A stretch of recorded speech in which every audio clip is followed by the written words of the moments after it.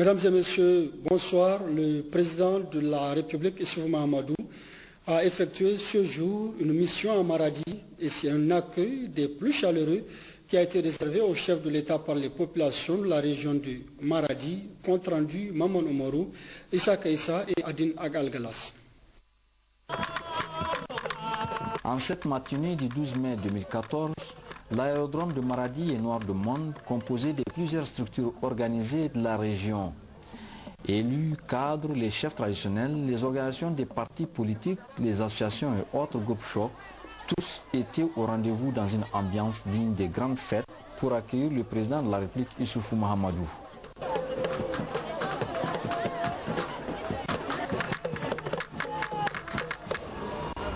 À sa descente d'avion, le président Issoufou a été accueilli par le gouverneur de la région et salué par le président du conseil régional avant les honneurs militaires.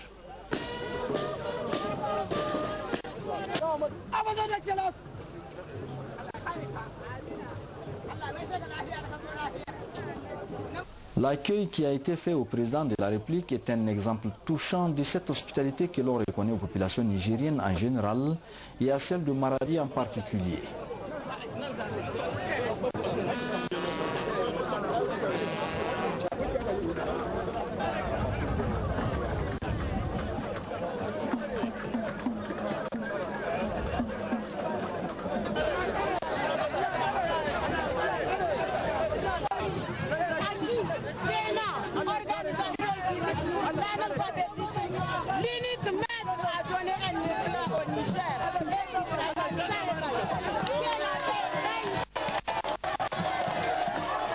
Sur le parcours menant à la salle de conférence que doit présider le chef de l'État, c'est des milliers de personnes qui lui ont souhaité la bienvenue à Maradi, comme pour lui rappeler que la région souscrit et soutient ces œuvres salvatrices qui concourent à l'amélioration des conditions de leur vie. Les slogans et tous les pavoisements créés à l'occasion confirment bien l'adhésion de Maradi au programme de naissance du Niger, pour lequel le président Issoufou n'a pas de cesse à parcourir pays et continents pour expliquer les biens fondés et faire le plaidoyer pour sa mise en œuvre. C'est en effet fort des résultats obtenus pendant les 3 ans de mise en œuvre de ces programmes qui ont valu aujourd'hui à notre pays l'atteinte de certains objectifs du millénaire. En outre, l'effervescence qui s'est emparée des populations de Maradi autour de l'arrivée du président Issoufou Mahamadou témoigne fort de leur adhésion à son programme ambitieux pour le Niger.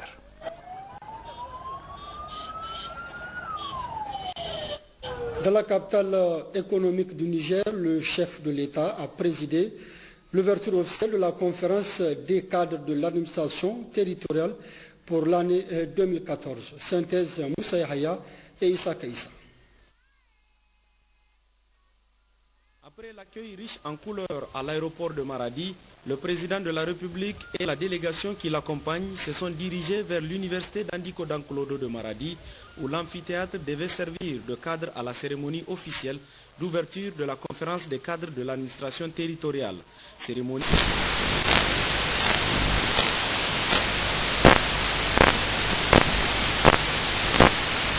Le cadre de l'administration territoriale face à ses missions de développement et de sécurité, thème qui vise, selon le président Issoufou, à impulser la mutation nécessaire pour la réalisation de tous les volets du programme de Renaissance, car le cadre de commandement de la Renaissance, a-t-il poursuivi, doit être proche du peuple et au service de celui-ci.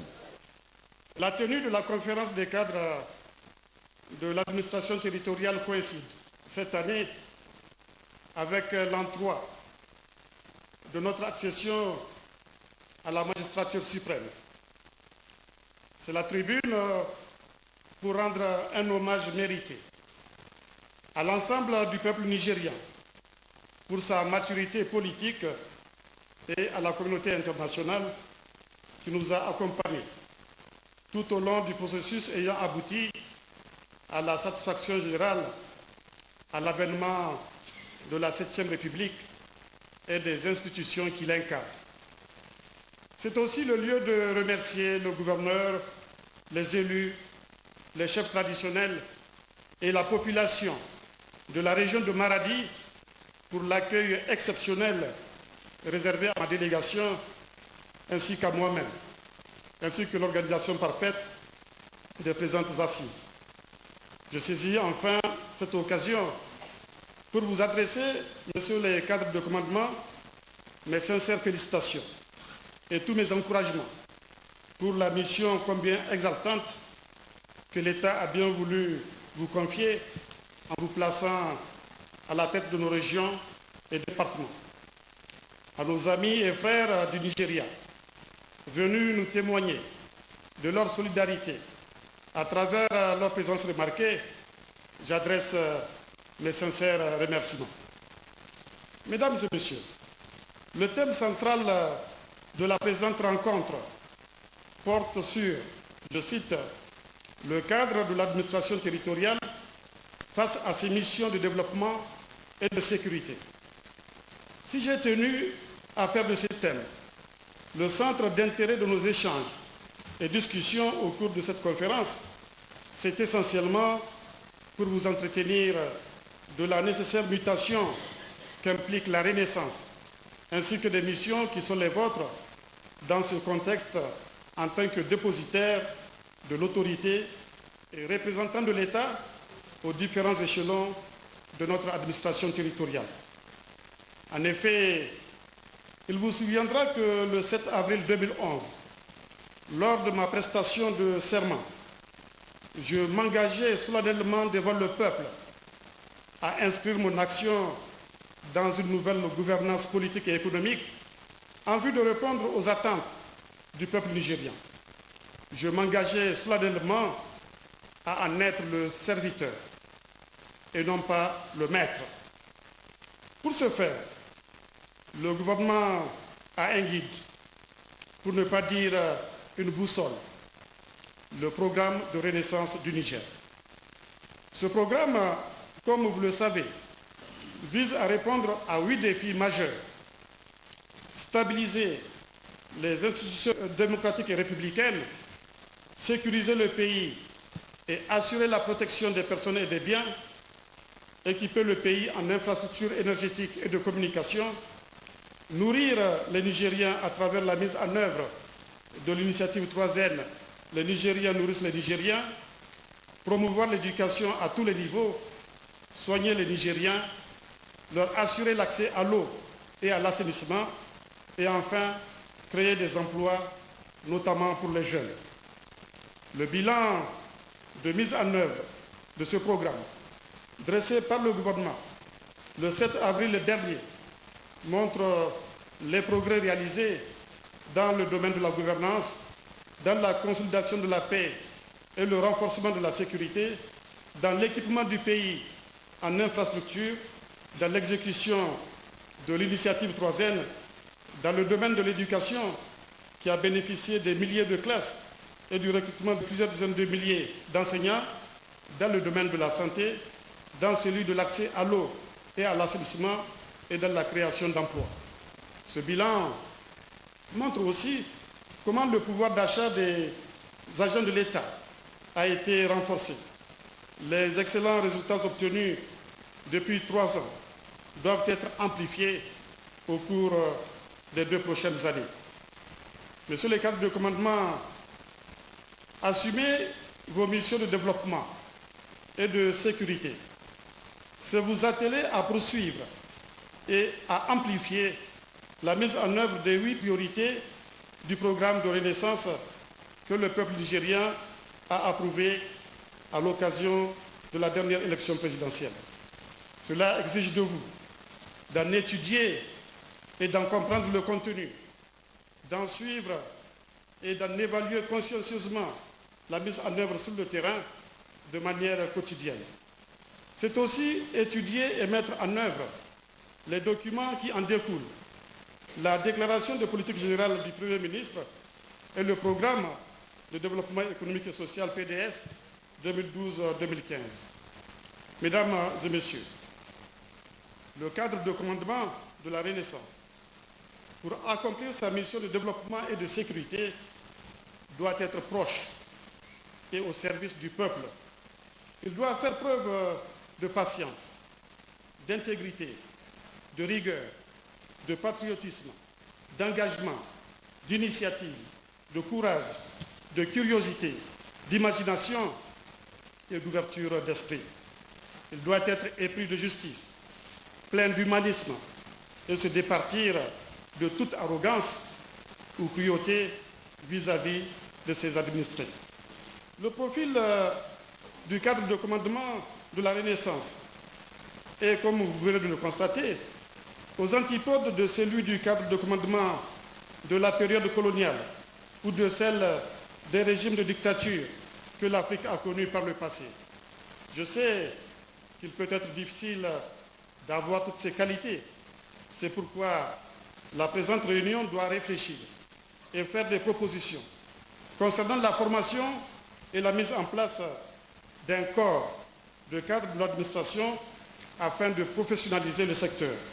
En particulier, cela pourrait passer par la mise en place d'un plan de formation ad hoc pour certains cadres de commandement actuellement en fonction.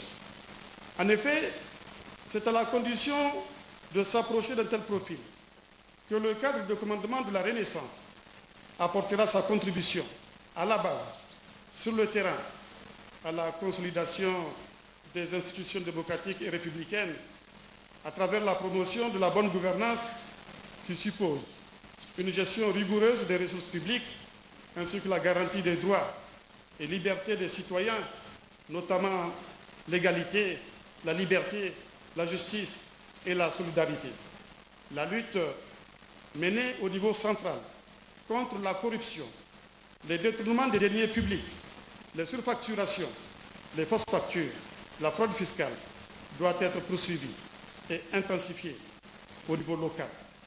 C'est aussi à cette condition que le cadre de commandement pourra assurer la sécurité de ses administrés et de leurs biens, du chef de quartier, tribu ou village, au gouverneur, en passant par les maires, les chefs traditionnels de canton ou de groupement, les sultans, les préfets, les présidents des communautés urbaines et des régions. La vigilance doit être de mise dans la recherche des renseignements qui peuvent permettre d'anticiper sur les menaces qui pourraient compromettre la paix et la sécurité du pays. Ces menaces sont bien connues. Il s'agit du terrorisme, du crime organisé, des conflits agriculteurs-éleveurs, particulièrement en cette veille de la campagne des cultures pluviales.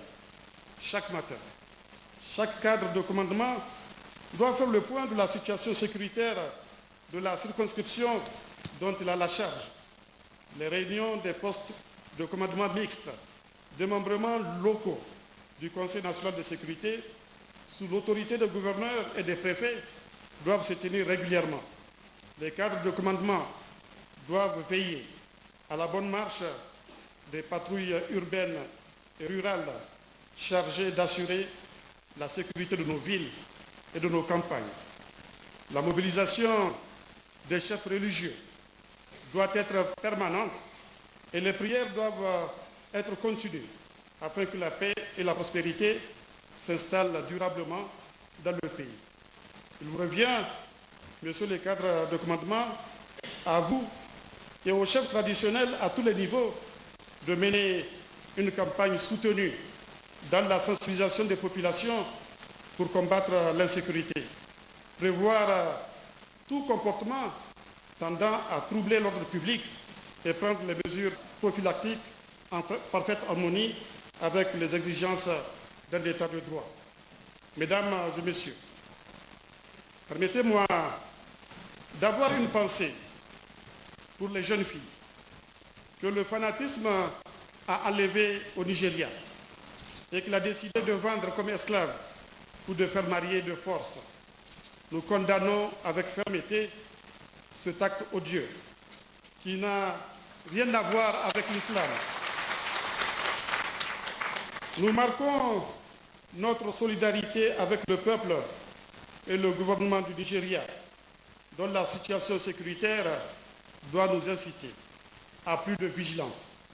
Ce qui se passe dans ce pays voisin et ailleurs nous enseigne sur les effets dévastateurs de l'ignorance et de l'obscurantisme, surtout quand ils sont convaincus, bien sûr à tort, de posséder la quintessence du savoir, notamment religieux. Ce qui s'y passe nous enseigne sur le péril auquel est exposée notre religion, aujourd'hui défigurée par des actes barbares à travers lesquels ne se reconnaît aucun musulman digne de ce nom.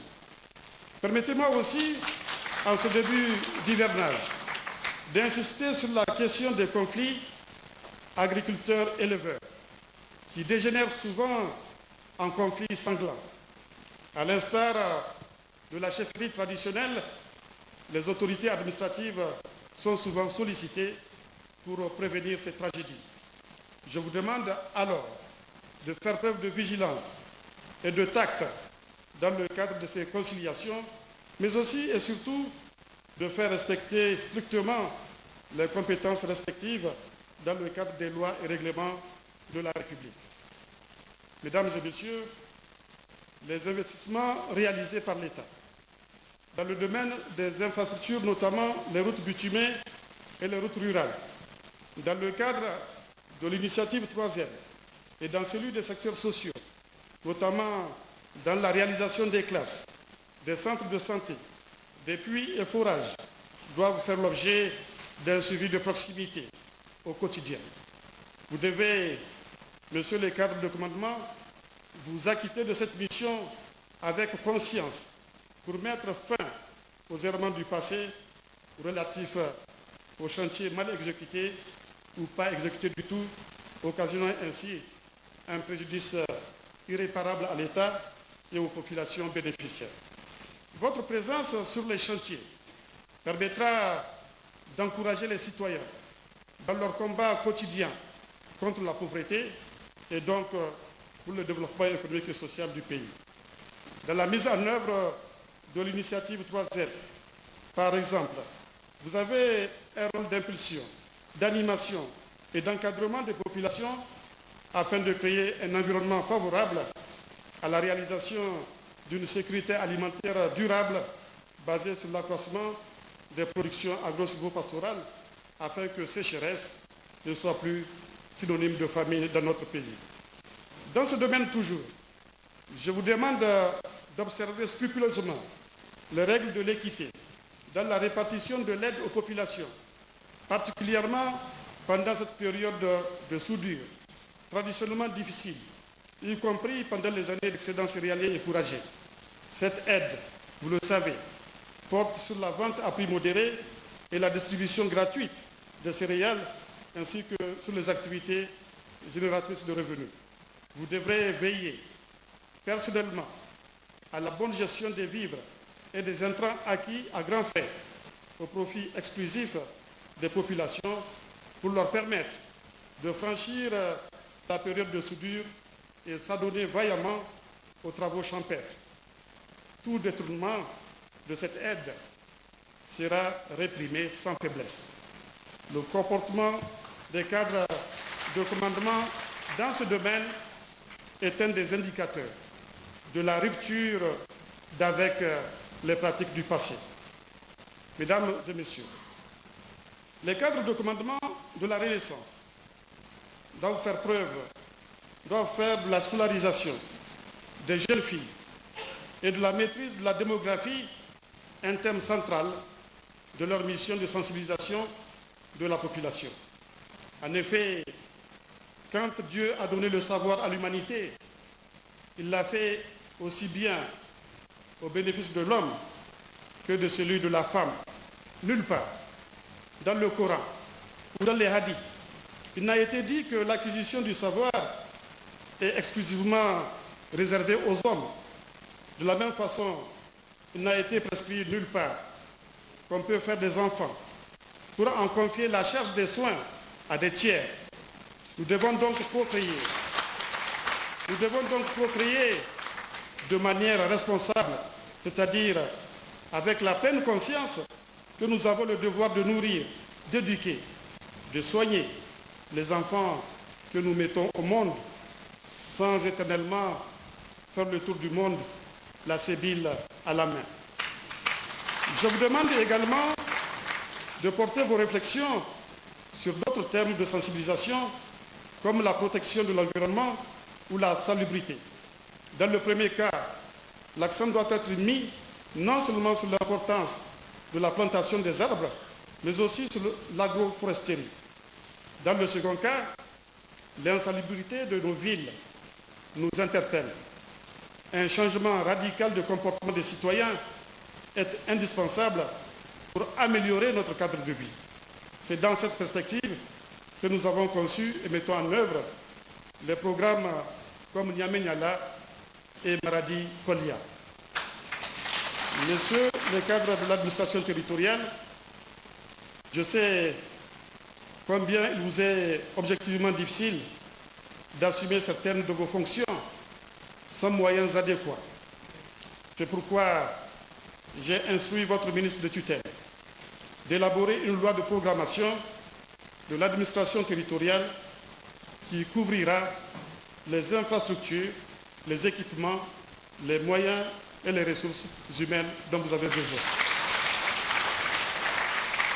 Mesdames et messieurs, les différents aspects que je viens de développer seront approfondis à travers des communications des départements ministériels et structures directement intéressées par le thème central de la conférence. Je vous invite en conséquence d'y prêter une attention soutenue pour en tirer le meilleur profit dans l'intérêt de la mission à vous confier par l'État. En souhaitant plein succès à vos travaux, je déclare ouverte la conférence des cadres de l'administration territoriale pour l'année 2014. Je vous remercie.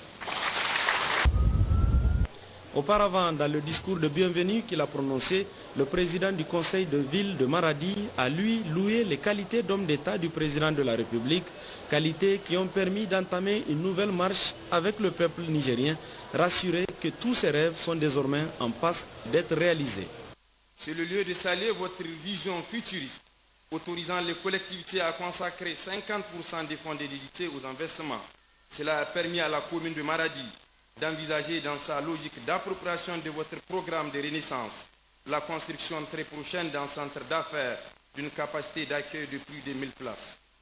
Monsieur le Président de la République, les populations de Maradi apprécient et saisissent bien la portée des réalisations du programme de la Renaissance du Niger. Elles perçoivent clairement et distinctement la voie courageuse choisie et tracée par vous pour faire du Niger un pays qui retrouve enfin la place qui est la sienne dans le concert des nations. Cela va sans dire le développement dont on parle tant, les grandes infrastructures, l'autosuffisance alimentaire, la sécurité, la santé, les hommes formés au service d'une administration compétitive et efficace, la modernité ne sont pas à l'apanage de certains pays seulement. Ils sont à la portée de tous les pays qui ont des dirigeants volontaristes, courageux, visionnaires et constants comme vous, Monsieur le Président. Aujourd'hui, les actions de développement que vous avez initiées depuis seulement 3 ans et dont les résultats sont visibles et évidents nous laissent croire qu'avec vous, le Niger, notre pays, sera d'ici 2016 et Inch'Allah d'ici 2021 un pays enviable et dont la voix comptera partout dans le monde aujourd'hui, car, comme le dit un ancien président ivoirien, aucune nation n'a atteint le seuil de développement. C'est une course. Il suffit juste des décisions maintenant, comme ce que vous êtes en train de faire pour les générations présentes et futures, Monsieur le Président. Monsieur le Président de la République, avant de terminer mon propos, je voudrais vous réitérer l'engagement définitif et sans réserve par ma voix de notre population à vos côtés et vous souhaiter un bon séjour dans notre précieuse cité. Priez Allah le Tout-Puissant pour qu'il vous accompagne dans votre noble mission. Que Dieu bénisse le Niger et son peuple et qu'il nous gratifie d'un hivernage fécond. Je vous remercie. Quant au gouverneur de Maradi, il a rappelé les importants investissements réalisés au profit de la région en 3 années de mise en œuvre du programme de renaissance avant d'apprécier cette conférence de cadre, passage obligé selon lui pour faire du Niger un pays émergent. Dans le cadre du programme de renaissance du Niger, sans être exhaustif, il faut souligner les importantes réalisations ci-après. La construction de 1047 salles de classe et leurs équipements en table-banc et autres fournitures scolaires. La réalisation de 1215 équivalents points d'eau modernes et la réhabilitation de 250 autres.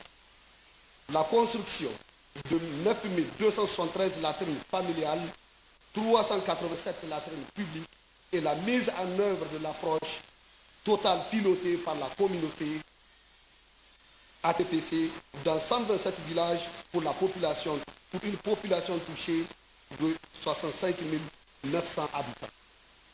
Le recrutement de 45 médecins sans concours et 182 agents de santé. La transformation de 11 cases de santé en centres de santé intégrés. La construction de 9 maternités. La construction de pavillons d'hospitalisation au CHR. L'équipement du centre mère-enfant, ainsi que la dotation de formation sanitaire en 10 ambulances et 20 motos DT 125. L'aménagement et le bitumage de la route Tibiri-Dakoro, les travaux de réhabilitation de la route Madawa-Guidarouji, les travaux d'aménagement et de bitumage de la route Maradi-Madaroupa frontière du Nigeria, les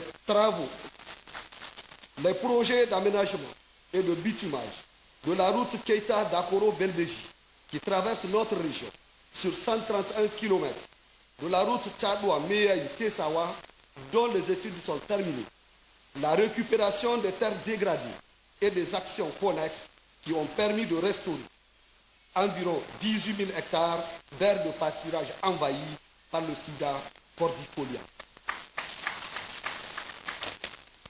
Excellences, Monsieur le Président de la République, les populations de la région de Maradi vous disent merci d'avoir pensé, élaboré et mis en œuvre l'initiative 3N. Les Nigériens nourrissent les Nigériens. En effet, la mise en valeur d'une superficie de 18 150 hectares de terre nous a permis de produire 430 150 tonnes pour un équivalent céréalier de 55 500 tonnes. Cette production, dont la valeur monétaire est estimée à plus de 32 milliards de francs CFA, va servir à l'atténuation de l'insécurité alimentaire et à l'amélioration des revenus des populations de la région. Après cette ouverture officielle, les travaux de la conférence de cadre de l'administration territoriale vont se poursuivre à Maradi jusqu'au 15 mai prochain avec au programme plusieurs communications de la primature, du Haut Commissariat à l'initiative 3N et de la plupart des ministères sectoriels. Après l'ouverture officielle de la conférence des cadres de l'administration territoriale, le président de la République a effectué quelques visites dans la ville de Maradi, la synthèse avec nos envoyés spéciaux Moussa Yahya et Issa Kaïssa. Après avoir procédé à l'ouverture officielle de la conférence des cadres de l'administration territoriale, le chef de l'État a mis son séjour à Maradi à profit pour effectuer deux importantes visites, dont la première l'a conduit au marché central de Maradi, un marché en reconstruction sur les ruines de l'ancien. De l'université au site du marché central, les populations étaient massées au bord des artères pour souhaiter la bienvenue au président de la République.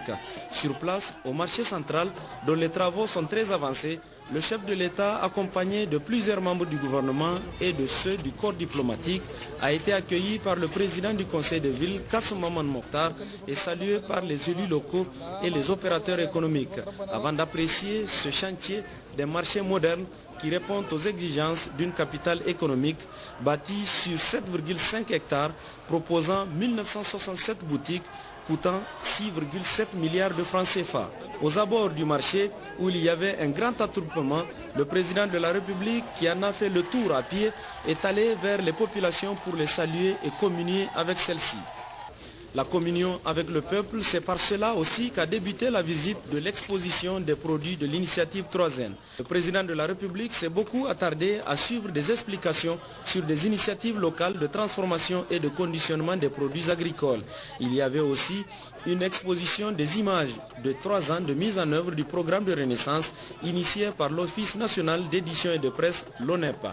Tous ces stands sont les témoins du travail abattu en 3 ans dans le cadre du programme de renaissance du Niger et le président Issoufou Mahamadou s'y est penché avec la plus grande attention et il semble ressorti satisfait de toutes ces visites. Après cette série d'activités dans la capitale économique, le président de la République, chef de l'État, Issoufou Mahamadou, a regagné Niamey cet après-midi. À sa descente d'avion, il a été accueilli par le Premier ministre chef du gouvernement, Brigitte Raffini, avant d'être salué par les corps constitués.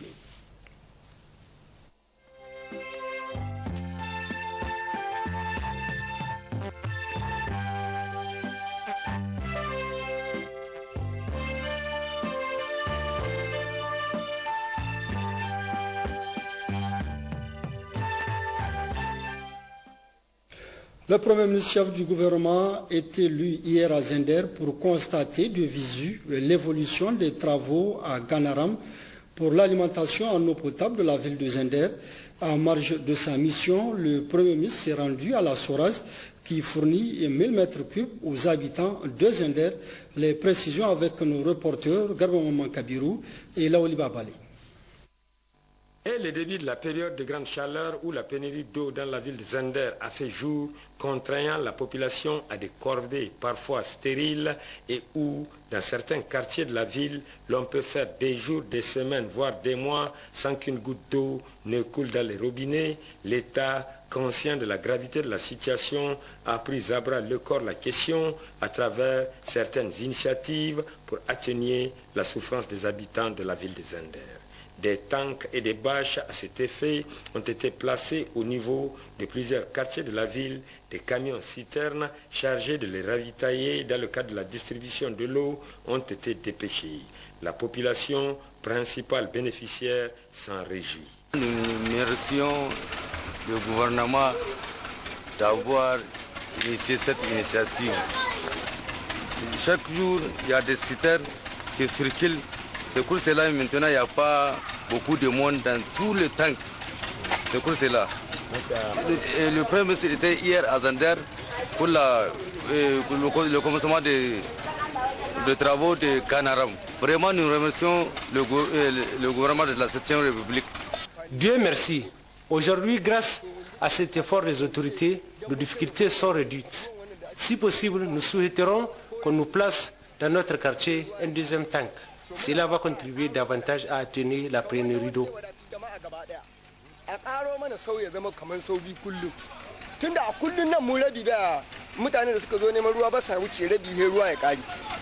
Suite également à la mission conjointe ministère de l'hydraulique et de l'assainissement SPEN conduite en mars dernier par le ministre Wassalke Boukari et pour faire face à la pointe 2014, un protocole d'accord pour la fourniture de 1000 m3 d'eau par jour par la Soraz à la Seine au profit de la population de Zender a été signé.